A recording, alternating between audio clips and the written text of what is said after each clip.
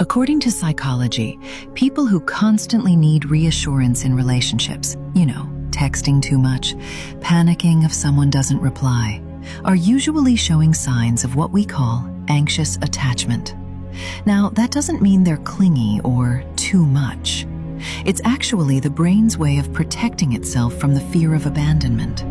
What happens is the amygdala, basically the brain's fear detector, is always on guard, scanning for any little sign of rejection. So if closeness feels shaky, stress hormones like cortisol shoot up, and the calming effects of oxytocin fade too quickly. That's why it feels like an emotional roller coaster. Relief when you feel secure, panic when you sense distance. Most of the time, this goes back to childhood. Imagine a parent who's warm and loving sometimes, but distant or distracted other times. That inconsistency teaches the brain love isn't stable. It could disappear.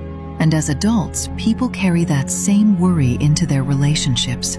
It usually shows up in two big ways. First, they overthink everything. A late text, a different tone of voice, even a sigh can set off spirals of what-ifs. Second, they hold on too tightly, apologizing too much, giving more love than they receive, just to make sure the bond doesn't break. This isn't about weakness. It's about a nervous system that learned to survive by staying on high alert. People with anxious attachment love deeply, but they also live with the fear of losing that love. The good news is, healing starts when you learn to calm that inner alarm and trust that love doesn't vanish the moment it isn't being proven.